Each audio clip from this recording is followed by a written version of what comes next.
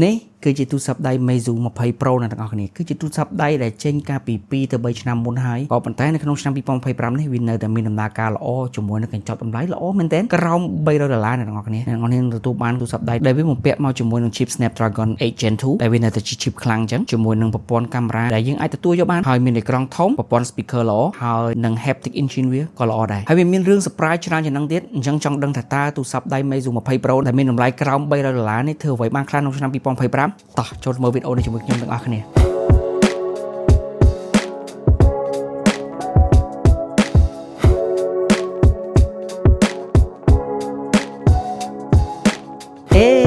សួស្តីទាំងអស់គ្នាថ្ងៃស្វាគមន៍មកកាន់វីដេអូថ្មីរបស់ខ្ញុំមួយទៀតហើយអញ្ចឹងខ្ញុំបាននិយាយអញ្ចឹងទូរស័ព្ទដៃ Meizu 20 Pro នេះមានតម្លៃក្រោម$300តែប៉ុណ្ណោះជាមួយនឹងការបំពាក់មកវិញនៅ material ល្អៗដែលដូចតែអ្នកបានឃើញអញ្ចឹងវាបំពាក់ stainless steel នៅលើតួខ្លួនរបស់វាដូចទៅនឹងទូរស័ព្ទដៃ premium ដូចជា iPhone 13 iPhone 14ដែលយើងឃើញថាគេប្រើប្រាស់ stainless steel ហើយមានទូរស័ព្ទដៃតិចមែនទែនដែលប្រើប្រាស់ stainless steel ទូរស័ព្ទដៃតម្លៃក្រោម$300នៅពេលបច្ចុប្បន្ននេះបំពាក់ material ល្អៗសម្រាប់យើងប្រើប្រាស់គឺពិតជាការស្វាគមន៍មែនទែនហើយមិនត្រឹមតែប៉ុណ្្នឹងទេវាមានរូបរាងទាន់សម័យទេអ្នកនរគ្នាសូម្បីតែកាមេរ៉ាខាងក្រោយក៏មិនលៀនខ្លាំងដែរវាតំណក់ទឹកមួយជួរដូចនឹងទូរស័ព្ទដៃ Samsung Galaxy Series អញ្ចឹងក៏ប៉ុន្តែវាមិនលៀនខ្លាំងទេអ្នកនរគ្នាបានឃើញអញ្ចឹងវាលៀនចេញតិចមែនទែនមិនត្រឹមតែប៉ុណ្្នឹងក៏វាបំពាក់អាវក្រោះការពារទឹក IP54 ឲ្យយើងប្រើប្រាស់ដែរវាមិនបានដល់ IP68 តែយ៉ាងណាវាអាចការពារទឹកកំពប់ពីលើឬក៏ទឹកភ្លៀងអីយ៉ាងកាត់ភ្លៀងកាត់អីគឺវាអត់ចូលទេហើយកន្លែងនេះគឺយើងអាចទទួលយកបានហើយក្នុងកញ្ចប់តម្លៃប៉ុណ្នេះដូចខ្ញុំបាននិយាយមុនហ្នឹងគឺរូបរាងរបស់វាគឺដូចនឹងទូរស័ព្ទដៃបច្ចុប្បន្នដោយសារតែការឈូសកេនទាំង4ស្មើជ្រុងស្អាតមិនមានអេក្រង់ទីលទេគឺមើលទៅវាទាន់សម័យដូចទូរស័ព្ទដៃបច្ចុប្បន្នអញ្ចឹងដូចអ្នកនរឃើញអញ្ចឹងទូរស័ព្ទដៃបច្ចុប្បន្នគឺប្រែ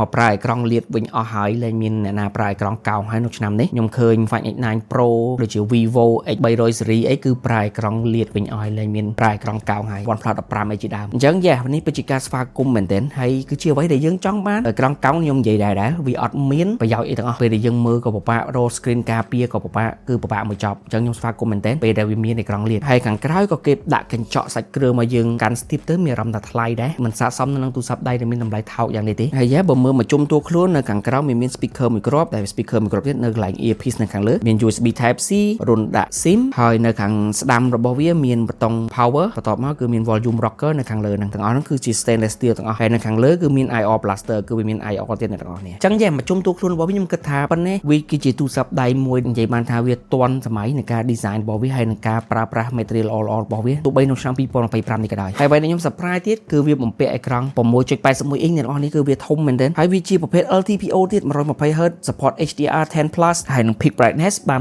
1800 nit ដែរហើយអ្វីធ្វើឲ្យខ្ញុំ surprise នៅអេក្រង់នេះគឺវាជាប្រភេទ 2K អ្នកនរគ្នាវាមិនមែន Full HD+ ទេហើយវាមាន density អេក្រង់រហូតដល់515 ppi ឯនោះគឺវាច្បាស់ម៉ត់ខៃមែនទែនគឺតាំងពីខ្ញុំបើកប្រអប់យកមកប្រើនេះគឺខ្ញុំបើកអេក្រង់ 2K ជាប់ព្រោះថាហេតុអីយើងមិនប្រើព្រោះ pixel ហើយនឹងអេក្រង់គេដាក់ប្រើប្រាស់មានលក្ខណៈ premium យើងមិនគួរតម្លាក់ទៅ 1080 ទេដើម្បីសន្សំសំចៃថ្មហ្នឹងតែមិនបាច់ទេខ្ញុំនឹងនិយាយរឿងថ្មនៅពេលបន្តិចទៀតនេះនៅលើទូរស័ព្ទដៃនេះគឺវាកាន់ល្អមែនទែនអញ្ចឹងអេក្រង់ប៉ុណ្នេះការជះពលឺប៉ុណ្នេះគឺយើងពិតជាអាចទទួលយកបានទាំងអស់គ្នាទោះបីវាមានស៊ុមព័ទ្ធជុំវិញមិនស្មើសាច់គ្នាវាមានចង្ការរាងក្រាស់បន្តិចប្រៀបធៀបទៅនឹងគែមខាងលើហើយនឹងខាងគៀនរបស់វាតែយ៉ាងណាក៏វាជាប្រភេទអេក្រង់ដែលល្អមួយនៅពេលបច្ចុប្បន្នហើយវាមានទំហំធំដែលទូរស័ព្ទដៃភាគច្រើនគឺ 6.67 អ៊ីងឬក៏ 6.7 អ៊ីងហ្នឹងឯងអានេះគឺ 6.81 អ៊ីងគឺវាធំមែនទែនពីលើនឹងទៀតគឺគេបំពាក់ speaker មួយគូជាប្រភេទ stereo ល្អខ្លាំងមែនទែនទាំងអស់គ្នាខ្ញុំនឹកស្មានដល់ថាតម្លៃប៉ុណ្នេះគេបំពាក់ speaker មកប៉ុណ្ណឹងទេដោយសារតែវាជះសាច់បាសហើយនឹងសាច់ឆឹកបានស្មើល្អមិនមានមួយណាជះខ្លាំងជាងមួយណាទេធ្វើឲ្យការ enjoy like social media ឬក៏ multimedia របស់យើងចាក់វីដេអូចាក់តន្ត្រីលើនេះគឺពិតជារងំរំដំល្អទោះបីទូរស័ព្ទដៃថ្លៃនៅពេលបច្ចុប្បន្ននេះដូចជា Find X8 Ultra អីគឺ speaker ដូចនៅចង់ចាញ់ Meizu 20 Pro នេះផងដោយសារតែសាច់បាសវារាងធ្ងន់ជាងទូរស័ព្ទដៃ Find X8 Ultra អញ្ចឹងយើងពិតជាស្វាគមន៍ហើយចំពោះ stereo effect របស់វាគឺជះបានល្អ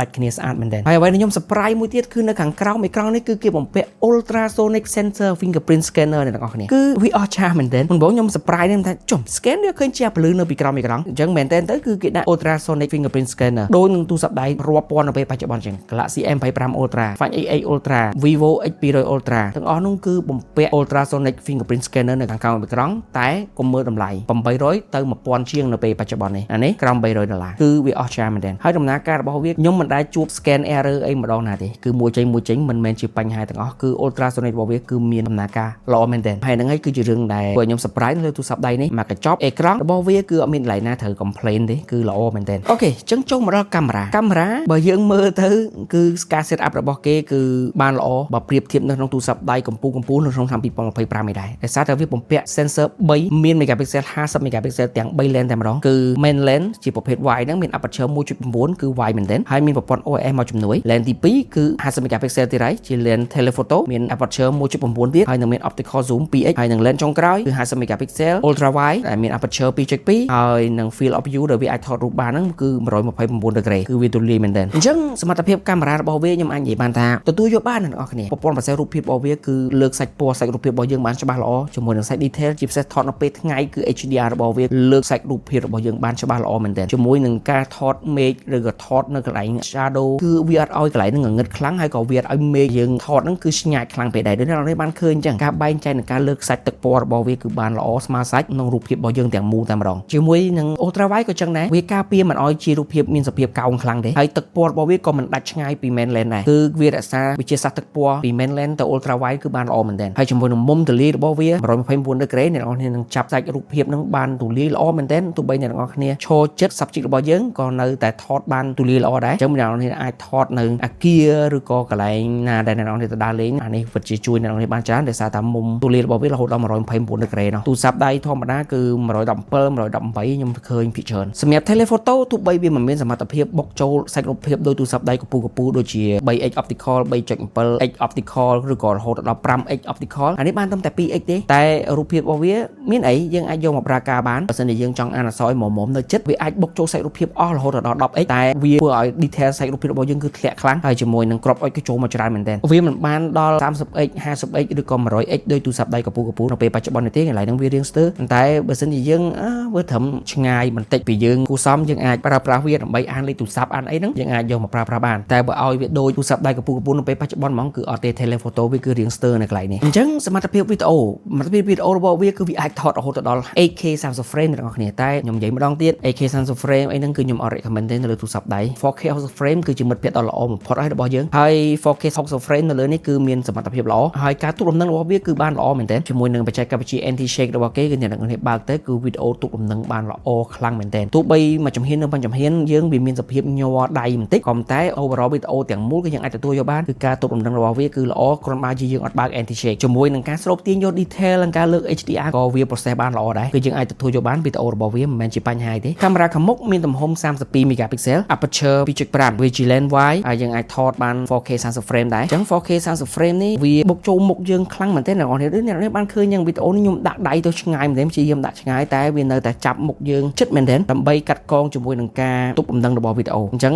កន្លែងនេះវីដេអូ selfie គឺគិតថាវារៀងស្ទើរវាគួរតែទូលាយជាងនេះបើមិនអញ្ចឹងទេគឺវាថតបានតិចមែនទែនហើយនេះខ្ញុំដាក់ដៃទៅឆ្ងាយប្រឹងដាក់ឲ្យឆ្ងាយដើម្បីឲ្យវាឃើញបានច្រើនអញ្ចឹងណាតែនៅតែឃើញមុខធំអញ្ចឹងនៅតែគៀកមុខយើងមែនទែនអញ្ចឹងខ្ញុំគិតថាវីដេអូកន្លែងនេះគេរៀងស្ទើរតែការទប់លំនឹងរបស់វាល្អគួរសមដូចនឹង lens ខាងក្រោយអញ្ចឹង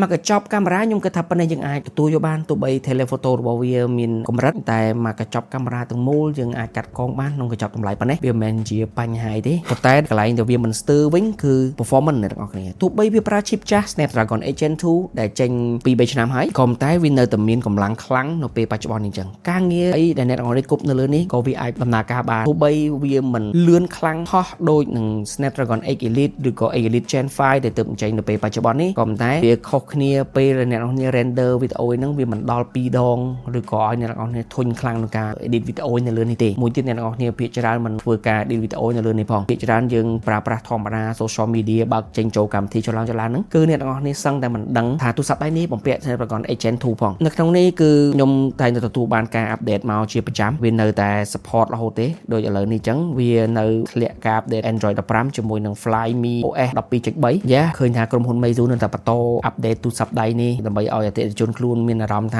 ាក្រុមហ៊ុនមិនចោលទេទោះបីលក់ទូរស័ព្ទដៃ 2-3 ឆ្នាំហើយក៏ដោយចឹងឡើយនេះគឺល្អមែនទែនខ្ញុំឃើញថាដំណើរការនៅក្នុងនេះគឺវាមានដំណើរការល្អជាមួយនឹង Flyme OS នេះខ្ញុំមិនមានឃើញកន្លែងណា error ឬក៏ខ្ញុំមិនដែល restart ទូរស័ព្ទតែម្ដងទេនៅលើនេះហើយការចេញចូលកម្មវិធីអីក៏វាមានដំណើរការល្អដែរចេញចូលបានរហ័សហើយនឹង app នៅ background គឺយើង keep បានគួរសមវាមិន kill app នៅ background ចោលដោយទូរស័ព្ទដៃឬក៏ OS ផ្សេងដែល aggressive មែនទែនក្នុងការ kill app នៅពីក្រោយដើម្បីឲ្យដំណើរការនៅ smooth ល្អអញ្ចឹងនិយាយអំពីកម្លាំងម៉ាស៊ីនយើងចូលមកដល់កន្លែងលេង game គឺបើ gaming វិញគឺអ្នកទាំងអស់គ្នាមិនចាំបាច់បារម្ភទេ Snapdragon 8 Gen 2 នៅតែមាន performance ល្អអញ្ចឹង Mobile Legends ខ្ញុំបើក graphic កប់ហើយនឹង frame rate ultra គឺមិនមានបញ្ហាទេអ្នកទាំងអស់គ្នាគឺលេងបាន smooth ខ្លាំងល្អមែនទែនហើយ Asphalt 9 គឺបើកបាន90 frame per second ដែរគឺវា smooth មែនទែនហើយនឹង graphic គឺ very high គឺអស់ហើយវានៅតែ run បាន smooth អញ្ចឹងមិនមែនជាបញ្ហាទេ Zenless Zone Zero graphic កប់គឺយើងនៅតែលេងបាន60 frame per second មិនមែនជាបញ្ហាទាំងអស់ Immortal Diablo graphic high គឺយើងនៅលេងបានធម្មតាមិនមែនជាបញ្ហាទេអញ្ចឹងកុំឃើញថាវាជា Snapdragon 8 Gen 2ហើយអ្នកនរគ្នាគិតថាវាមិនមានដំណើរការល្អ chip នេះនៅខ្លាំងអ្នកនរគ្នា chip នេះគឺជា chip កម្ពុជាកាលពី2ឆ្នាំមុនសូម្បីមកដល់ពេលឥឡូវនេះក៏វាមានកម្លាំងខ្លាំងគ្រប់គ្រងនៃការលេង game ខ្លាំងនៅពេលបច្ចុប្បន្ននេះបាន smooth ល្អអញ្ចឹងអ្នកនរគ្នាមិនចាំបាច់បារម្ភទេជាមួយនឹង performance របស់ទូរស័ព្ទដៃ Meizu 20 Pro នេះចំណុចចុងក្រោយថ្ម